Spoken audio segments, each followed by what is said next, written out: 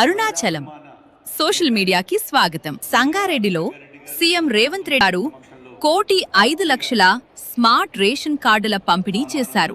సంగారెడ్డి వేదికగా నిర్వహించిన బహిరంగ సభలో ముఖ్యమంత్రి రేవంత్ రెడ్డి గారు పలు అభివృద్ధి సంక్షేమ కార్యక్రమాలను ప్రారంభించి ప్రతిపక్షాలపై తీవ్ర స్థాయిలో విమర్శలు గుప్పించారు. రాష్ట్ర వ్యాప్తంగా ప్రతి పేదవాడికి సంక్షేమ ఫలాలు అందాలనే లక్ష్యంతో సుమారు 1,05,00,000 డిజిటల్ స్మార్ట్ రేషన్ కార్డులను ముఖ్యమంత్రి గారు అధికారికంగా విడుదల చేశారు. పేదల కడుపు నిండటమే లక్ష్యం. రాష్ట్రంలోని ప్రతి పేదవాడు సన్న బియ్యం తినాలి, ఏ పేదవాడు ఆకలితో అలమటించకూడదు అనేదే కాంగ్రెస్ ప్రభుత్వ ముఖ్య ఉద్దేశం అని సీఎం రేవంత్ రెడ్డి స్పష్టం చేశారు. అధికారంలోకి వచ్చిన నాటి నుండి ప్రజా సంక్షేమమే ధ్యేయంగా అనేక పథకాలను విజయవంతంగా అమలు చేస్తున్నామని ప్రజలకు వివరించారు. ఇందిరమ్మ ఇళ్లతో సొంతింటి కల, ప్రతి ఒక్కరికీ నీడ కల్పించాలనే ఉద్దేశంతో ముందుకు సాగుతున్నామని, రాష్ట్రంలో ఇందిరమ్మ ఇల్లు లేని ఊరంటూ ఉండకూడదని ఆకాంక్షించారు సీఎం రేవంత్ రెడ్డి గారు. బీఆర్ఎస్ 10 ఏళ్ల పాలనపై సీఎం రేవంత్ రెడ్డి గారు ధ్వజమెత్తుతూ గత 10 సంవత్సరాల బీఆర్ఎస్ పాలనలో ప్రజలకిచ్చిన హామీలను నెరవేర్చడంలో ఆ పార్టీ పూర్తిగా విఫలమైందని మండిపడ్డారు. ముఖ్యంగా ఎమ్మెల్యే హరీష్ రావు వైఖరిపై విమర్శలు గుప్పిస్తూ ప్రజల బాగు కోసం, రాష్ట్ర శ్రేయస్సు కోసం యజ్ఞాలు, పూజలు చేయాలి తప్ప ప్రజలు నాశనం కావాలని పూజలు చేయడం తగదు అని ఘాటుగా వ్యాఖ్యానించారు. నాకు తెలంగాణ రాష్ట్ర ముఖ్యమంత్రిగా అత్యంత ఆనందాన్ని కలిగించే సందర్భం. మిత్రులారా, ఈ నూతన రేషన్ కార్డుల పంపిణీ కార్యక్రమానికి ఏఐసీ చైర్పర్సన్ నిర్మలా జగ్గారెడ్డి గారిని, అదేవిధంగా జహీరాబాద్ పార్లమెంట్ సభ్యులు మిత్రులు సురేష్ శంకర్ గారిని, అదేవిధంగా ఇక్కడికి వేలాదిగా తరలి వచ్చిన మా సంగారెడ్డి మిత్రులందరికీ హృదయపూర్వకమైన నమస్కారాలు, 15 ఆగస్టు శుభాకాంక్షలు. ముఖ్యంగా నేను ఎక్కడ సభ పెట్టినా మా తమ్ముడు వచ్చిండనో, మా అన్నని కలవాలనో వేలాది మంది మా ఆడబిడ్డలు ఈ వైపున ఆ వైపున ఆశీర్వదించడానికి రేషన్ కార్డ్ కేవలం కాగితం మీద ఒక కార్డు కాదు, ఇది ఒక ప్లాస్టిక్ వస్తువు కాదు, ఇది మీకు ఉచితంగా బియ్యం తెచ్చిపెట్టే సాధనం కాదు, ఇది మీ ఆత్మ గౌరవం. ఎక్కడికి వెళ్ళినా మీ ఆకలి తీర్చే ఆత్మ గౌరవం. ఎవరి ముందు మీరు చేయి దాచి నిలబడాల్సిన అవసరం లేదు. ఈ రాష్ట్ర ప్రభుత్వం ఇందిరమ్మ రాజ్యంలో ఏ పేదవాడు కూడా ఆకలితో నిద్ర పడకపోకూడదు, ఆకలితో పస్తులు ఉండకూడదు అని సంకల్పంతో ఆనాటి నుంచి ఈనాటి వరకు మొట్టమొదటి భారతదేశంలో పేదలకు నిత్యావసర వస్తువులను పంచడానికి రేషన్ షాపులను కనిపెట్టిందే కాంగ్రెస్ పార్టీ. ఆనాడు శ్రీమతి ఇందిరాగాంధీ గారు ఇదే మైదానంలో ఇక్కడే బహిరంగ సభ పెట్టి మెదక్ జిల్లా ప్రజలకు విజ్ఞప్తి చేస్తే, మెదక్ పార్లమెంట్ సభ్యురాలుగా మీరు గెలిపిస్తే ఈ దేశానికి ప్రధానమంత్రిగా శ్రీమతి ఇందిరాగాంధీ గారు వన్నె తేవడమే కాకుండా ఈ ప్రాంతాన్ని పారిశ్రామిక వాడగా ఇతర జిల్లాలు, ఇతర రాష్ట్రాలు, ఇతర దేశాల నుంచి లక్షలాది మంది ఉద్యోగ ఉపాధి అవకాశాలను ఇక్కడ శ్రీమతి ఇందిరాగాంధీ గారు కల్పించారు. ఆ ఇందిరాగాంధీ గారే కూడు గుడ్డ ఈరోజు మా బాధ్యతగా సామాజిక చైతన్యంతో కూడుకున్న భరోసాని ఇవ్వడము ఈరోజు మా బాధ్యతగా భావించి ఈరోజు సంక్షేమ పథకాలను అమలు చేస్తున్నాం. మిత్రులారా, ఉచిత కరెంటు గురించి ఒక ఆయన మాట్లాడతాడు, సన్న బియ్యం గురించి ఇంకొక ఆయన మాట్లాడతాడు, ఇందిరమ్మ ఇళ్ల గురించి ఇంకొక ఆయన మాట్లాడతాడు, ఈనాడు ఫీజు రియంబర్స్మెంట్ గురించి ఇంకొక ఆయన ప్రశ్నిస్తున్నా అంటాడు, లేకపోతే ఆరోగ్యశ్రీ గురించి ఇంకొక ఆయన నేను ఈ ప్రభుత్వాన్ని నిలదీస్తా అని అంటాడు. నేను అడగదలుచుకుని ఈ వేదిక మీద నుంచి బీజేపీ బీఆర్ఎస్ వేరు వేరు కాదు, నాణ్యానికి బొమ్మ పొరుసు లాంటి వాళ్ళే బీజేపీ బీఆర్ఎస్ వల్ల నేను అడుగుతున్నా. 10 ఏళ్ళు మీరు 12.5 సంవత్సరాలు మోడీ గారు ఉన్నారు. ఏ రాష్ట్రంలో అయినా ఈనాడు వేదిక మీద నుంచి ఇద్దరు నాయకులు 10 సంవత్సరాల గత ప్రభుత్వం ఎన్నడైనా పేదవాడికి సన్న బియ్యం ఇవ్వాలని, సంటి పిల్లలకు బుక్కెడు పువ్వు పెట్టాలని కలలోనైనా మీరు ఆలోచన చేసిండ్రా? ఆనాడు మీరు ఇచ్చిన దొడ్డు బియ్యం పశువుల దాన కోసమో, కోళ్ళ దాన కోసమో, ఇథనాల్ తయారీ కోసమో, లేకపోతే ఇతర తీరుల కంపెనీలకు రూపాయికో అక్కుకో సబ్బుకో అమ్ముకునే పరిస్థితి. ఈరోజు మా అక్కల్ని అడుగుతున్నా, నా ఎదురుగా ఉన్నారు. ఆ 10 సంవత్సరాలు దొడ్డు బియ్యం ఎన్నడైనా వండి మీ బిడ్డలకు కుక్కడు పువ్వ పెట్టినరా? మీరు ఒక్కసారి ఆలోచన చేసి ఆ ప్రభుత్వానికి ఒకసారి గుర్తు చేయండి. ఆనాటి నాయకులకు ఈనాడు ఈ ప్రభుత్వం పెద్దలు ఉత్తమ్ కుమార్ రెడ్డి గారి నేతృత్వంలో హుజూర్ నగర్లో సన్న బియ్యం కార్యక్రమం ప్రారంభించి రేషన్ కార్డులకు సంబంధించి తుంగతుర్తిలో కార్యక్రమాన్ని తీసుకున్న తర్వాత ఈరోజు 3,48,00,000 ప్రజలకు ప్రతి నెల 2,16,000 క్వింటాల సన్న బియ్యాన్ని మీ ఇంటి దగ్గరికి ఈరోజు తెచ్చిస్తున్న మాట వాస్తవం కాదా?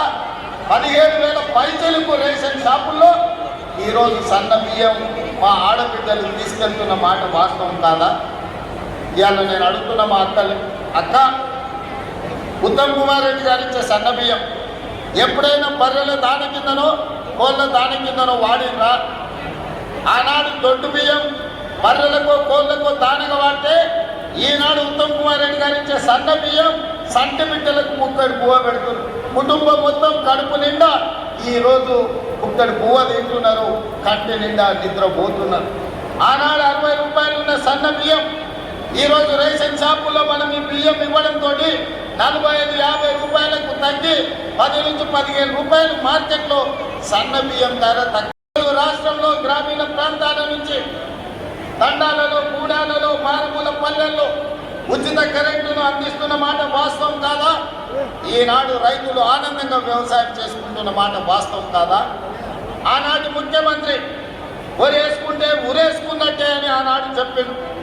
ఆయన మాత్రం పక్కనే ఉన్న మెదక్ జిల్లాలో ఫామ్ హౌస్లో 100 ఎకరాలలో ఒరేసుకొని 4,200 రూపాయల క్వింటాల్కు కావచ్చిన కంపెనీలకు అమ్ముకున్నాడు.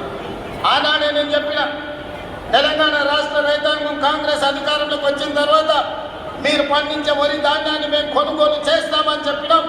ఈనాడు మీరు పండించిన వరి ధాన్యాన్ని కొనుగోలు చేయడమే కాదు, ఉత్తమ్ కుమార్ రెడ్డి గారు 500 రూపాయల బోనస్ ఇచ్చి చివరి గింజ వరకు మీ పంటలను కొన్న చరిత్ర ఈనాటి ప్రభుత్వంలో మీ కళ్ళతోనే చూస్తున్నారు కదా. మరి ఆనాటి ప్రభుత్వానికి ఎందుకు ఈ చిత్తశుద్ధి లేకుండా పోయింది? ఒరేసుకుంటే ఉరేసుకున్నట్టే అని చెప్పి ఆయన పొలంలో 100,000 ఎకరాలలో వరి పండించుకున్న విషయాన్ని తెలంగాణ ప్రజలు మర్చిపోయిందని అనుకుంటున్నారా? మరి ఈనాడు మీకోసం కష్టమైన బరువైన 500 రూపాయల బోనస్తోని ఈరోజు వడ్లు కొనుగోలు చేయడమే కాదు, ఆ వడ్లను బియ్యంగా మార్చి 3,48,00,000 మంది పేదలకు సన్న బియ్యాన్ని అందించే కార్యక్రమాన్ని మన ప్రభుత్వం ముందుకు తీసుకెళ్తున్నది కదా. ఈ రకంగా ఆనాడు రైతు బంధు అన్నాడు, 10,000 రూపాయలు ఎకరాకి అన్నాడు. నేను రైతు బంధు చేయలేదు. రైతు భరోసా మీద ఇంకా 2,000 పెంచి 12,000 రూపాయలు ఎకరాకి ప్రతి సంవత్సరం 32 నెలల్లో 36,000 కోట్ల రూపాయలు రైతు భరోసా పథకం కింద 70 లక్షల రైతుల ఖాతాలలో మా ప్రభుత్వం ఇందిరమ్మ రాజ్యంలో ఈరోజు రైతుల ఖాతాలో నగదు బదిలీ చేస్తాం. నేను సవాల్ విసురుతున్న చంద్రశేఖరరావు గారికి నీ జిల్లా గడ్డ మీద నుంచి శాసనసభలో చర్చిద్దాం. రైతుల కోసం మేము చేసిన మేలు ఏందో, మీరు చేసిన అన్యాయం ఏందో ఈరోజు మాట్లాడదామని నేను అంటున్నా. అదేవిధంగా ఆనాడు 1,00,000 రూపాయల రుణమాఫీ అన్నాడు, 4 విడతలు అన్నాడు, అసలు ఇస్తా అన్నాడు, బిత్తి ఇస్తా అన్నాడు. 2 సార్లు ముఖ్యమంత్రి అయినా 6 లక్షల రూపాయల రుణమాఫీ చేయలేదు. ఆయన ఇచ్చిందంతా మిత్తికే సరిపోయింది. కానీ మన ప్రభుత్వం అధికారంలోకి వచ్చిన వెంబడే సంవత్సరం తిరిగే లోపల 21,000 కోట్ల రూపాయలు 25 లక్షల మంది రైతుల ఖాతాలలో 2 లక్షల రూపాయల రైతు రుణమాఫీ నగదు బదిలీ చేసి భారతదేశం మొత్తం మీద అప్పులు లేని రైతుని తెలంగాణ రాష్ట్రానికి అందించిందన్న విషయం నేను ఈ సందర్భంగా చెప్పదలుచుకున్నా. కేంద్ర ప్రభుత్వం ఇచ్చిన నివేదికల్లో అతి తక్కువ అప్పుల్లో ఉన్నది తెలంగాణ రాష్ట్ర రైతాంగం అని నివేదిక ఇచ్చిన మాట వాస్తవం కాదా? బీజేపీ నాయకులకు కనిపిస్తలేదా అని నేను అడుగుతున్నా. మీ ప్రభుత్వమే కదా రుణం లేని రైతులు ఉన్నది తెలంగాణ రాష్ట్రంలో అని కేంద్ర ప్రభుత్వం నివేదికలు ఇచ్చింది కదా. బీజేపీ నాయకులు అది చదువుకుంటే రైతుల కోసం మన ప్రభుత్వం చేసిన మేలు ఏందో ఈనాడు కళ్ళకు కట్టినట్టుగా కనిపిస్తుంది. అందుకే ఇవాళ ఉచిత కరెంట్ అయినా, పండించిన పంట కొనుగోలైనా, సివిల్ సప్లైస్ కార్పొరేషన్ ఇంతకుముందు ఉత్తమ్ కుమార్ రెడ్డి గారు నాతో పంచుకున్నారు. 32 నెలల్లో తెలంగాణ రైతాంగం పండించిన పంట వడ్లకు 90,000 కోట్ల రూపాయలు చెల్లించినాం. ఎంత చెక్కన్నా నువ్వు మళ్ళీ చెప్పాలి. 32 నెలల్లో రైతులు పండించిన వడ్లకు ఉత్తమ్ కుమార్ రెడ్డి గారు 90,000 కోట్ల రూపాయలు పేద రైతుల ఖాతాలో నగదు బదిలీ చేసిండు. ఇవాళ 90,000 కోట్ల రూపాయలే గ్రామీణ ఆర్థిక వ్యవస్థను బలోపేతం చేసి ఈరోజు రైతుల చేతుల్లో నగదు కలకలలాడుతుందంటే ఈరోజు రైతుల ఖాతాలో 90,000 కోట్ల రూపాయలు ఈ ప్రభుత్వం బదిలీ చేసింది. ఇది మా ప్రభుత్వం అమలు చేసిన సంక్షేమ పథకం కాదా? 21,000 కోట్ల రూపాయలు రైతు రుణమాఫీ చేసింది మేము కాదా? 36,000 కోట్ల రూపాయలు ఈరోజు మీ ఖాతాలలో రైతు భరోసాలో వేసింది మేము కాదా? సంవత్సరానికి 15,000 కోట్ల రూపాయల చొప్పున దాదాపుగా 2.5 సంవత్సరంలో రైతులను రాజులలాగా గౌరవించే సంస్కృతి ఈరోజు మా ప్రభుత్వంలో ఉన్నది. అందుకే ఈనాడు 32 నెలల్లో 1,70,000 కోట్ల రూపాయలు రైతుల కోసం, రైతుల సంక్షేమం కోసం, రైతుల అభివృద్ధి కోసం రాష్ట్ర ప్రభుత్వం ఖర్చు పెట్టిందని నేను గర్వంగా చెప్పదలుచుకున్నాను. రెండవ భాగం, మొదటి విడత రైతులు, రెండవ విడతలు మా ఆడబిడ్డలు, మహిళల కోసం మా అక్కలందరికీ తెలుసు. నేను వస్తుంటే చూసిన ఆ వైపు కానీ ఈ వైపున కానీ ఈడ మా అక్కలు నిలబడి ఉన్నారు. అక్క పాలపిట్ట చీర కట్టుకున్న వాళ్ళందరూ ఒక్కసారి నిలబడి అక్క. నేను మా ఈ పక్క ఆ పక్క కెమెరా తిప్పండి. మా అక్కలు ఎంతమంది పాలపిట్టలక ఈ చీరలు కట్టుకొని వచ్చారు. ఈ చీరలు ఎవరు పెట్టిండ్రు? వాళ్ళ తమ్ముడు రేవంత్ రెడ్డి పండుగకు సారే అని పాలపిట్ట చీర పెడితే ఈ తమ్ముని ఆశీర్వదించడానికి వేలాది మంది పాలపిట్టలాగా ఈ చీర కట్టుకొని వచ్చారు. నేను అడుగుతున్న బీఆర్ఎస్ వాళ్ళను, ఆనాడు మీరు బతుకమ్మ చీరలను ఇచ్చిండ్రు. ఏ ఆడబిడ్డను మీరు ఇచ్చిన చీర కట్టుకున్నదా? లేకపోతే ఆ చీరలు తీసుకెళ్లి పొలాల కాడ అడవి పందులను బెదిరించడానికో, లేకపోతే పంట తింటున్న పిట్టలను బెదిరించడానికో కట్టిండ్రు తప్ప ఎన్నడన్నా ఆడబిడ్డలు మీరు ఇచ్చిన బతుకమ్మ చీర కట్టుకున్నారా? మీ బతుకు జడ బతుకమ్మ చీరల్లో కూడా కమిషన్ కొట్టి ఆ పాపానికి కొట్టుకుపోయి ఫామ్ హౌస్లో బందీ అయి బతుకుతాను. మీరు కూడా మమ్మల్ని విమర్శిస్తారా? ఇవాళ 1 కోటి మంది ఆడబిడ్డలకు పాలపిట్ట చీరలు పోయిన సంవత్సరం ఇచ్చిన. ఈ సంవత్సరం డిసెంబర్లో మళ్ళీ మా అక్కలకు సారె కింద చీర పంపిస్తున్నా. ఈసారి చిలకపచ్చ చీర పంపిస్తా. మా అక్కలందరూ సంతోషంగా పండుగ పూట ప్రభుత్వ కార్యక్రమాల్లో వచ్చే సంవత్సరం చిలకపచ్చ చీర కట్టుకొని రావాలి. అదేవిధంగా స్వయం సహాయక సంఘాలు ఆనాడు 0 వడ్డీ గుండుసూన పెడితే సీతక్క వచ్చిన తర్వాత మా ప్రభుత్వంలో భట్టి గారు 60,000 కోట్ల రూపాయలు 0 వడ్డీతో ఆడబిడ్డలకు. మీ తమ్ముని ఫోటో పెట్టుకోండి. ఎవరన్నా కండక్టర్ బస్ కిరాయి అడిగితే ఇట్లా తీసి ఫోటో చూపించి మా తమ్ముడు పట్టణంలో ఉంటాడు, బస్ కిరాయి పైసలు ఇస్తాడు, పోయి అడుగుకుంటాడు. ఇవాళ దూరం మా అక్కల్ని అడుగుతున్నా. అమ్మగారింటికి పోయినా, అమ్మవారిని దర్శించుకోనికి పోయినా ఎవరన్నా మిమ్మల్ని బస్ కిరాయి అడిగినరా? అక్క ఎవరన్నా కిరాయి కట్టమని అడిగినరా? చెయ్యి అడ్డం పెట్టే బస్సా మీరు దిగుతున్న కాడ దించిపోయినారు తప్ప ఎవరన్నా ఒక్క పైసా మిమ్మల్ని అడిగినరా? ఇది ఉచితంగా రాలే. మీ తరపున మంత్రి పొన్నం ప్రభాకర్ గారికి 11,000 కోట్ల రూపాయలు 32 నెలల నేను బస్ కిరాలు కట్టిన మా ఆడబిడ్డల కోసం. ఒక్క పైసా వాళ్ళని అడగొద్దు. అన్ని పైసలు ఎన్ని కోట్లైనా నేనే కడతా. రాష్ట్రం నలుమూలల మా ఆడబిడ్డలు ఎక్కడికి పోయినా, అమ్మగారింటికి పోయినా, అమ్మవారిని దర్శించుకోవాలన్నా అంతకుముందు ఇంటాయన కాడ చేయి చాపితే ఈసడు ఎత్తుకునేటోళ్ళు. మా అక్కలకి ఎవరు అడగాల్సిన పని లేదు. ఇంటాయన బావి కాడిపోతే అమ్మగారింటికి పోయి అమ్మని చూసి మళ్ళీ ఇంటికి వచ్చేటానికి వెసులుబాటు కొనియాలి. మరి బస్సులు ఉచితంగా మీకు ఇచ్చిన మాట వాస్తవం కాదా అక్క? ఇవాళ మీకోసం 1000 బస్సులు కొనిచ్చి బస్సుల ఉచిత ప్రయాణమే కాదు 1000 బస్సులకి మిమ్మల్ని యజమానులను చేసిన మాట వాస్తవం కాదా? ఆ ఎల్ల రిలయన్స్, అదానీ, అంబానీలు విద్యుత్లో లేకపోతే పెట్రోల్ వ్యాపారం నుండి ఇవాళ మా ఆడపిల్లలకు ఆ వ్యాపారం అందుబాటులోకి తెచ్చింది నిజం కాదా? బడి పిల్లలకు 27 లక్షల మంది పిల్లలకు బట్టలు కుట్టే బాధ్యత ఆనాడు పెద్ద పెద్ద కంపెనీలకు ఇస్తే ఆ ఇందిరమ్మ ఇల్లు మొదటి విడత 4.5 లక్షలు, రెండో విడత 2.5 లక్షలు, 7 లక్షల ఇందిరమ్మ ఇల్లు ఇస్తే ఆడబిడ్డల పేరు మీదనే ఇల్లు ఉండాలి అని ఆడబిడ్డల పేరు మీద ఇవాళ ఇందిరమ్మ ఇల్లు మంజూరు చేసి 5 లక్షల రూపాయలు ఉచితంగా మీ ఖాతాలో వేస్తున్న మాట వాస్తవం కాదా? ఊరున ఇవాళ ఇందిరమ్మ ఇల్లు కట్టుకుంటున్నది నిజం కాదా? అందుకే ఆయన చెప్పిన ఇవాళ మళ్ళీ చెప్తున్నా. రోజు కొడుకు వస్తే కొడుకు కోడలు ఉంటే ఆడుంటారు, అల్లుడు బిడ్డ వస్తే ఆడమంటారు, కోడి పిల్లను కుక్క పిల్లను ఉంటే ఆడగట్టేసుకుంటారు అని అహనా పిల్లంటారు. కోట శ్రీనివాసరావు కోడిని పైన కట్టి కింద ఉత్తపువ్వ తిన్నట్టు ప్రజలకు కథలుగా చెప్పింది ఆయన. మీకు డబుల్ బెడ్రూమ్ ఇల్లు రాలే, ఆయనకు మాత్రం 1000 ఎకరాల ఫామ్ హౌస్ వచ్చింది, కొడుకుకు 100 ఎకరాల ఫామ్ హౌస్ వచ్చింది, బిడ్డకు 50 ఎకరాల ఫామ్ హౌస్ వచ్చింది, అల్లుడికి 25 ఎకరాల ఫామ్ హౌస్ వచ్చింది. మన పేదోళ్ళకు మాత్రం డబుల్ బెడ్రూమ్ ఇల్లు రాలే. నిజంగానే ఆ ప్రభుత్వానికి చిత్తశుద్ధి ఉంటే సంవత్సరానికి 2 లక్షల ఇల్లు కట్టినా 10 ఏళ్లలో 20 లక్షల ఇల్లు కట్టే అవకాశం ఉంటే 20 లక్షల పేదోళ్లను ఓ ఇంటి వాళ్ళని చేసి వాళ్ళ ఆత్మగౌరవాన్ని నిలబెట్టే అవకాశం ఉండేది. కానీ ఏ రోజు కూడా ఆయనకు సోయి లేదు. ఆయన ఫామ్ హౌజులు కట్టుకున్నాడు కానీ మీకు మాత్రం ఇయ్యలేదు. కానీ మీ తమ్ముడు 2 ఏళ్లలో 7 లక్షల ఇల్లు పేదలకు కట్టించి ఊరూర ఇందిరమ్మ ఇల్లున్నాయి. అందుకే ఆ రోజు చంద్రశేఖరరావు గారికి సవాల్ విసిరిన, ఏ ఊరిలో నువ్వు డబుల్ బెడ్రూమ్ ఇల్లు కట్టించినవో ఆ ఊరిలో ఓట్లు నువ్వే పిచ్చుకో.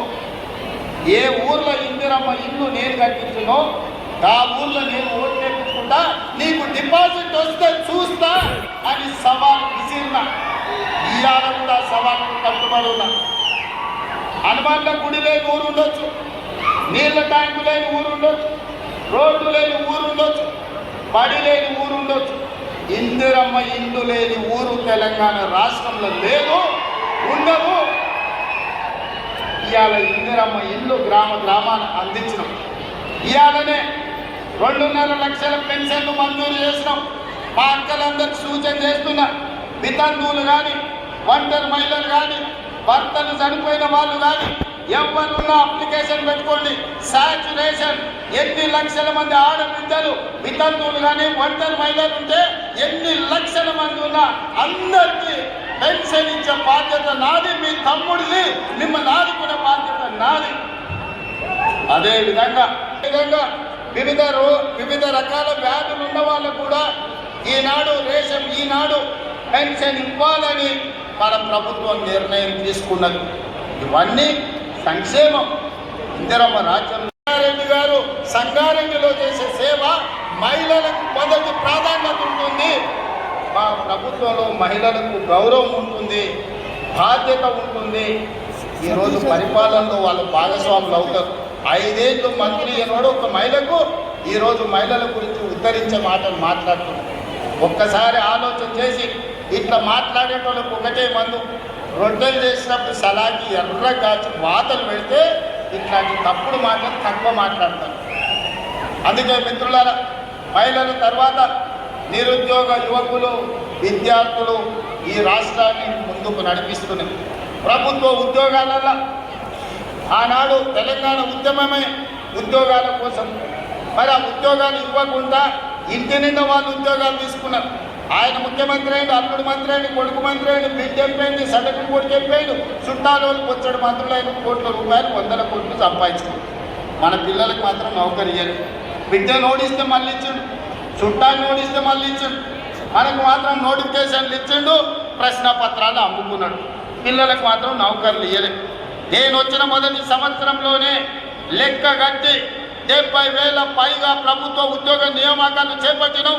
మా దామాన్ని ఇప్పుడే చెప్పిండు, 16,000 మంది మెడికల్ అండ్ హెల్త్లో ఇస్తే 10,000 మంది నర్సులను అంటే ఆడపిల్లలకు ఉద్యోగాలు ఇచ్చినామని ఇంతకుముందే మా దామాన్న చెప్పిండు. 70,176 ప్రభుత్వ ఉద్యోగాలు తెలంగాణ రాష్ట్రంలో ఇప్పటికీ నియామకాలు చేపట్టినాం. ఇప్పుడు దాదాపుగా ఇంకొక 10,000 ఉద్యోగాలకు ఈరోజు నోటిఫికేషన్లు ఇచ్చినాం. పిల్లలందరూ కూడా జాగ్రత్తగా చదివి పోటీ పరీక్షలకు ప్రిపేర్ కాండి. వయసు రిలాక్సేషన్ కావాలంటే ఇచ్చిన భవిష్యత్తు ఖాళీలు కూడా ప్రతి 6 నెలలకు పోటీ పరీక్షలు నిర్వహిస్తా. ఏ ఖాళీలను కూడా గాలికి వదిలేయను. నియామకాలు చేపట్టి మీరు పరీక్షలు రాసుకునే అవకాశం కల్పిస్తా. నిరుద్యోగ యువకులకు నా సూచన ఒక్కటే, వాడో వీడో వస్తాడు, రెచ్చగొడతాడు, మాయ మాటలు చెప్తారు, మందు పెట్టినట్టు పట్టుకపోతారు. మీరు చూసిండ్రు కదా, ఎలా అగ్గిపెట్టె రావు, అఘోర రావు, అగ్గిపెట్టె రావు. 100 పెట్టి సీసా నిండా పెట్రోల్ తెచ్చుకోండి, 10 పైసలు అగ్గిపెట్టె మర్చిపోయింది. పెట్రోల్ పోసుకొని డ్రామా బాగా చేసి మా మీడియా మిత్రులు కూడా మా ఊరు 6 అడుగులు ఉన్న తాటి చెట్టు లెక్క ఏదో చేసినట్టు ఉండాలని అన్ని టీవీలలో చూపించారు. పిల్లలు చూసి ఆవేశానికి లోనై శ్రీకాంతాచారితో మొదలు పెడితే కానిస్టేబుల్ కిష్టయ్య, ఈశాన్ రెడ్డి, వేణుగోపాల్ రెడ్డి, సురేష్ నాయక్ ఇట్లా చెప్పుకుంటూ పోతే 1,200 మంది పిల్లలు ఆత్మ బలిదానాలు చేసుకున్నారు. ఇట్లా నిలువున తన తనువులను కాచుకొని తెలంగాణ రాష్ట్రాన్ని సాధించింది. మరి 100 రూపాయలు పెట్రోల్ తెచ్చుకున్న చుట్టాలలో ఎవడన్నా అగ్గిపుల్లతోనన్నా చిన్న కాచుకున్నాడా? రెచ్చగొట్టి ప్రజల ప్రాణాలు తీసుకోవడంలో నెంబర్ 1. అందుకే ఈనాడు మళ్ళా పిల్లల్ని రెచ్చగొట్టాలి. కోల్పోయిన అధికారాన్ని సాధించుకోవాలంటే పిల్లల్ని రెచ్చగొట్టాలి. వాళ్ళు శవాలుగా మారాలి. ఆ శవాలనే పునాదులుగా చేసుకొని అధికారంలోకి రావాలని కుట్రలు చేస్తున్నారు, పెట్టుబడులు పెడుతున్నారు. నేను మీ అన్నగా చెప్తున్నా, రేవంత్ అన్నగా మీకు మాట ఇస్తున్నా. మాట ఇస్తే మట్టిలో కలిసే వరకు మాట కోసం నిలబడే నాయకుడు ఎవరైనా ఉన్నారంటే ఇందిరాగాంధీ, సోనియా గాంధీ, రాహుల్ గాంధీ వాళ్ళ నాయకత్వంలో నేను, జగన్న, ఉత్తమన్న, మహేష్ గౌడ్ గారు కలిసి పనిచేస్తున్నాం. మీకు ఉద్యోగాలు ఇచ్చే బాధ్యత మాది, మిమ్మల్ని ఆదుకునే బాధ్యత మాది. దుర్మార్గులు, కుట్రదారులు మీ దగ్గరకు వస్తారు, ఉన్నవి లేనివి చెప్తారు. వాళ్ళ మాయలో పడకండి. వాళ్ళు మాయగాళ్ళు, మాయ లేడీ లాంటి వాళ్ళు మనల్ని మభ్యపెట్టి మన ప్రాణాలను అధికారం కోసం వాడుకోవాలని చూస్తున్నారు. మీరు పోటీ పరీక్షలకు ప్రిపేర్ అవ్వండి. అన్ని పరీక్షలు నిర్వహించే బాధ్యత నాది. ఫీజు రియంబర్స్మెంట్ గురించి మాట్లాడుతున్నారు. 8,000 కోట్ల రూపాయలు అప్పులు పెట్టి ఫీజు రియంబర్స్మెంట్ ప్రభుత్వ ఖజానా మీద 8,11,000 కోట్ల రూపాయల అప్పులను మోపి తెలంగాణ రాష్ట్రాన్ని దివాలా తీపిచ్చి దివాలా తీసిన ప్రభుత్వాన్ని విధ్వంసమైన తెలంగాణను మాకు అప్పచెప్తే విధ్వంసం నుంచి వికాసం వైపు నడిపించడానికి 8,11,000 కోట్ల రూపాయలు మీరు చేసిన అప్పులకు తప్పులకు మిత్తిలు ప్రతి సంవత్సరం 75,000 కోట్ల రూపాయలు ఇవాళ నేను కడుతున్నా. ఈ లెక్క నేను చెప్పింది కాదు, కాయక్ నివేదికలు చెప్తున్నాయి. పాత్రికేయ మిత్రులారా, 3 లక్షల కోట్ల రూపాయలు 32 నెలల్లో వాళ్ళు చేసిన అప్పులకు కట్టాల్సిన పరిస్థితి వచ్చింది. సంవత్సరానికి 75,000 కోట్ల రూపాయలు అన్నం తిన్నా తినకపోయినా, నిద్రపోయినా పోకపోయినా సంవత్సరానికి కేసీఆర్ గారు చేసిన అప్పులకు తప్పులకు 75,000 కోట్ల రూపాయలు కట్టుకుంటూ వస్తున్నాం. నాడు మొంగిపోయినా ప్రయత్నం చేస్తున్నాం. సంక్షోభంలో ఉన్న సంక్షేమాన్ని ఈరోజు సంక్షేమం వైపు సంక్షోభంలో నుంచి బయటకు తెచ్చి సంక్షేమ పథకాలను ఈరోజు అమలు చేసి విధ్వంసమైన తెలంగాణను వికాసం వైపు నడిపించడానికి నిరంతరం ప్రయత్నం చేస్తున్నాం. ఓ పూట ఆలస్యం కావచ్చు కానీ మీ హక్కును ఏది కాదనం, మీ అవకాశాలను ఏది తొలగించం. మీకు కావలసిన మంచి పరిపాలన అందించే బాధ్యత ఈరోజు తెలంగాణ రాష్ట్ర ప్రభుత్వం తీసుకుంటుంది. అందుకే మిత్రులారా, ఈనాడు ఆలోచన చేయండి.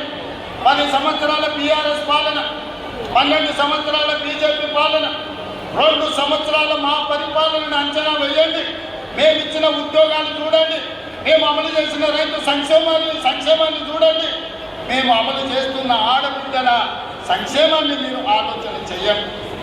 ఈరోజు 30 సంవత్సరాలు అపరిష్కృతంగా ఉన్న ఎస్సీ కేటగరైజేషన్ సాధించింది మొత్తం దేశంలోనే తెలంగాణ మొదటి రాష్ట్రం.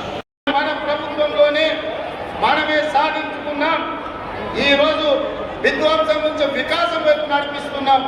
2034 వరకు మీ ఆశీర్వాదం నిండుగా ఉండాలి. మనసు నిండా, గుండెల నిండా ఇందిరమ్మ రాజ్యం రావాలనే ఆకాంక్ష ఉండాలి. మీ ఆశీర్వాదం ఉంటే సాధించలేని ఏది లేదు. మీకు ఇచ్చిన ప్రతి మాట నిలబెట్టుకుంటామని చెప్పి నేను ఈ వేదిక మీద నుంచి విజ్ఞప్తి చేస్తున్నా. అన్ని కుట్రలు చేసి ఆయన పోయినా తమిళనాడు రాష్ట్రం పోయాడు, కర్ణాటక రాష్ట్రం పోయాడు. ఏమైనా మంచి కోరుతాడు అనుకున్నాం, మంచి కోరలే. అఘోర పూజలు చేస్తున్నాడే, ఇంత ఘోరం ఎక్కడ ఉంటుందా? అసలు మనిషి అన్నోడు 10 ఏళ్ళు మంత్రిగా చేసినోడు, అన్నం తినటోడు ఎవడన్నా ఈ రాష్ట్రంలో కరువు రావాలి, రైతులు చచ్చిపోవాలి, సంక్షోభం రావాలి, ప్రభుత్వం కూలిపోవాలి, మొత్తం రాష్ట్రం అల్లకల్లోలం అయిపోయి శవాల మీద అధికారంలోకి రావాలని అఘోర పూజలు, అర్ధరాత్రి పూజలు, ఇంత దుర్మార్గుడు ఎవడన్నా ఉంటాడా? నా మీదనో మా మహేష్ గౌడ్ మీదనో చేతబడి చేసిందంటే నేను ఎక్కడాలు ఎదుర్కొంటాం. ప్రజల మీద చేతబడి చేసేదేంటి? ఇట్లాంటి వాళ్ళు ప్రజా జీవితానికి అర్హత ఉన్నదాన్ని నేను అడుగుతున్నా. ఈ రకమైన చేతబడులు ఇవాళ ఆయన సన్నాయి నొప్పులు ఒప్పుతోడు ఒక ఆయన మహేష్ గౌడ్కు నోటీస్ అన్నాడు.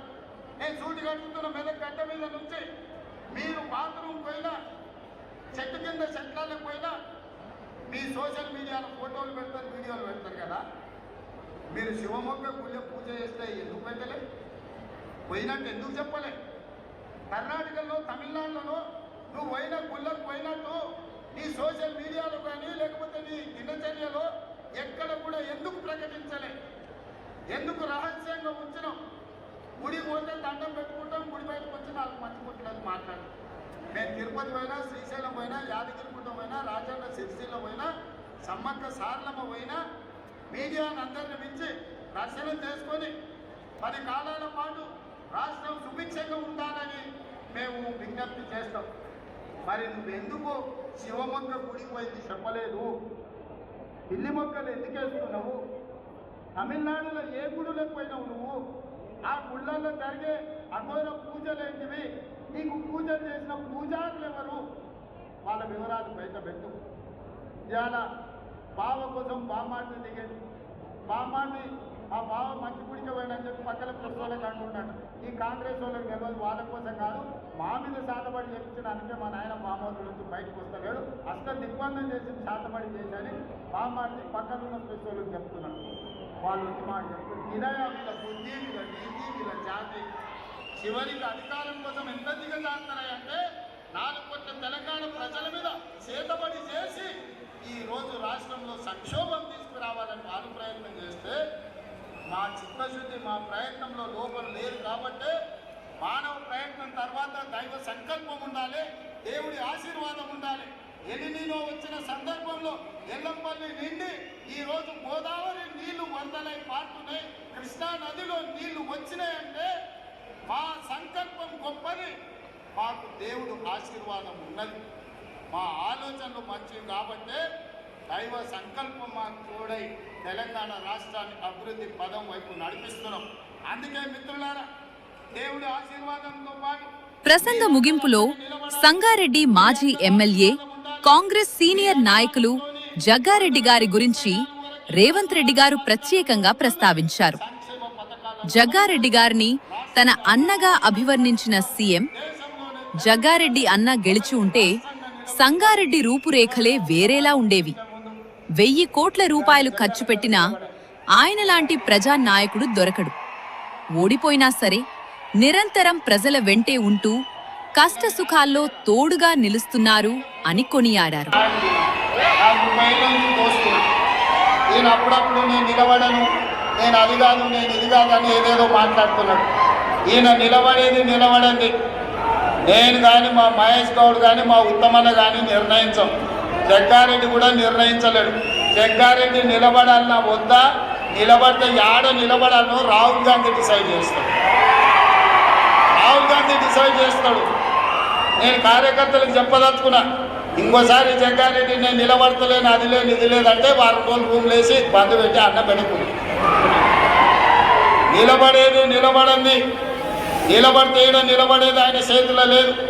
అది రాహుల్ గాంధీ గారు నిర్ణయిస్తాడు. ఆయన రాముడు అయితే ఈయన హనుమంతుడు, మీకు తెలుసు కదా. రాముడు ఆజ్ఞ హనుమంతుడు, గీత కూడా దాటాడు, చిన్న దాన్ని కూడా దాటాడు. కాబట్టి మీరు అదృష్టవంతులు, ఒక రకంగా దురదృష్టవంతులు. జగన్న గెలుచుంటే ఇవాళ ముఖ్యమైన పాత్రలో ప్రభుత్వంలో ఉండేటోడు. మీ దురదృష్టం అది. కానీ మీ అదృష్టం ఏంటంటే ఓడిపోయినా మీ ఎంబడే పిచ్చోళ్ళగా మీతోనే తిరుగుతున్నాడా. నేను 100 సార్లు లేపినా సిగ్గులేనారా పట్టణంలో తెలిసిన న్యాయపడాలి. ఏం దాచిపెట్టిన లడ్డు సంగారెడ్డిలు అంటే తెల్లారి గట్ల మళ్ళీ మీ దగ్గరికి వస్తాడు. జనసేపు మా దగ్గర ఉంటాడు, వాళ్ళు ఎప్పుడే వచ్చి మీ దగ్గర ఉంటాడు. ఇంత మంచోడు. మీరు 100 కోట్లు ఇచ్చినా మీకు నాయకుడు దొరకడు, 1000 కోట్లు ఇచ్చినా వజ్రాలు ఇచ్చినా దొరకడు. ఆయన మీ మీద చూపించే ప్రేమ ఎనలేనిది. ఇట్లాంటి నాయకులు ప్రజా జీవితంలో ఉండాలి. నేను జగన్నను సంతోషపెట్టడానికో టీవీలో స్క్రోలింగ్కో చెప్తలేను. నేను మనసు నిండా నమ్మింది చెప్తున్నా. ప్రజలకు ఏదైనా కుటుంబాన్ని కూడా వదిలేసుకొని, పిల్లల ఇల్లు వాకిలి పెళ్ళి అన్నీ వదిలేసి ప్రజల కోసం తిరిగే నాయకుడికి ఒకవేళ మార్పులు ఇస్తే తెలంగాణ రాష్ట్రంలో నెంబర్ 1 జగ్గారెడ్డి వస్తాడు. నాకంటే కూడా నేను నా కుటుంబం, మా అన్నదమ్ములు, మా ఫ్యామిలీని చూసుకుంటూనే రాజకీయం చేస్తా. ఈయన అన్ని వదిలేసి మీకోసమే చేస్తుండు. జగ్గన్న మిమ్మల్ని కాపాడుకున్నాడు కాదు, జగ్గన్నను కాపాడుకునే బాధ్యత మీది. ఆ బరువు మీ మీద పెట్టి నేను వెళ్తున్నా. మీరు అందరు మాట ఇస్తారు కదా జగ్గన్నను కాపాడుకునేటందుకు. ఇస్తారా? ఇస్తారన్న వాళ్ళు అందరు చేయి పైకెత్తూరి. అందరూ అక్కకిచ్చేది అక్కకిస్తాం, అన్నకిచ్చేది అన్నకిస్తాం. ఈ పొత్తుల పంచాయతీ ఏం లేదు. అక్క చైర్పర్సన్ ఇచ్చినాం, రేపు భవిష్యత్తులో సంగారెడ్డి అక్కకిస్తే జగ్గారెడ్డికి ఇంకోటి ఇవ్వచ్చు రాహుల్ గాంధీ. ఏమిస్తాడో నాకు తెలియదు. కోసరాజు గారికి కర్ణాటకలో ఏమి లేకుంటేనే మంత్రి చేసి తర్వాత ఎమ్మెల్సీ చేసిండు రాహుల్ గాంధీ కర్ణాటకలో. ఇక్కడ కూడా ఏం జరుగుతుందో నాకు తెలియదు. కానీ జగ్గారెడ్డి ప్రజా జీవితంలో ఉండాలి. ప్రజల మేలు కోరుకునే నాయకుడు ఎప్పుడు ప్రజా జీవితంలో ఉంటే అది మనకు గౌరవం, గుర్తింపు, మీ ప్రాంతానికి కూడా మర్యాద. ఇవాళ అదే జగ్గారెడ్డి గెలుచుంటే మీ ప్రాంతానికి ఎంతో మేలు జరుగుండే.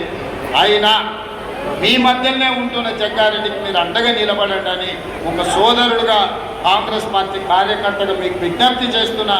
ఇలాంటి వాళ్ళు ప్రజా జీవితంలో ఉండాలి, 10 మందికి ఆదర్శంగా ఉండాలని కోరుకుంటూ మీ అందరి దగ్గర సెలవు తీసుకుంటున్న ధన్యవాదాలు అనుకుంటున్నారు.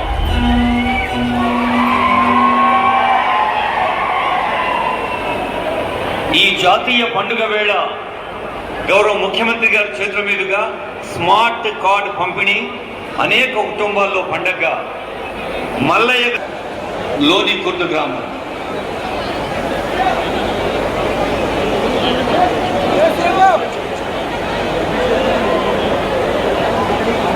కవితకు శుభాకాంక్షలు తల్లి. పూసల స్వాతి గారు జోగిపేట.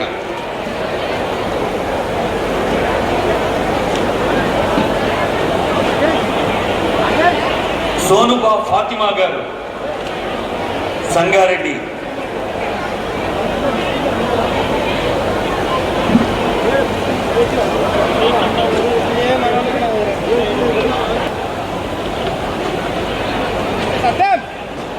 సభావత్ సునీత గారు మామిడిపల్లి తాండ.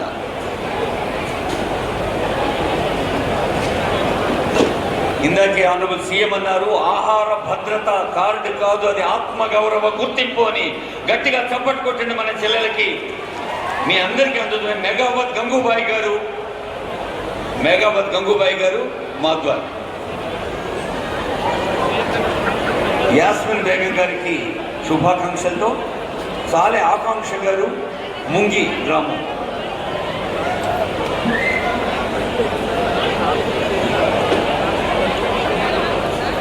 రుద్రారం కోసిక కృష్ణవేణి గారు.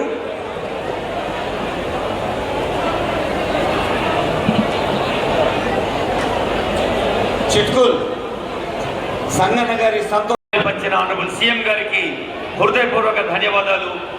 ఈ సంగారెడ్డి వేదిక నుండి తెలియజేస్తుంది ప్రజానీకం.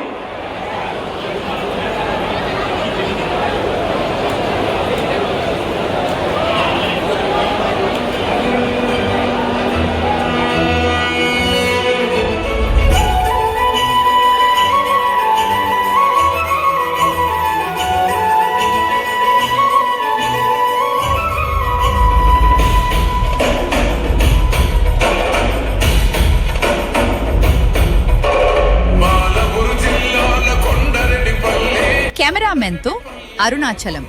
Social media Sangareddy.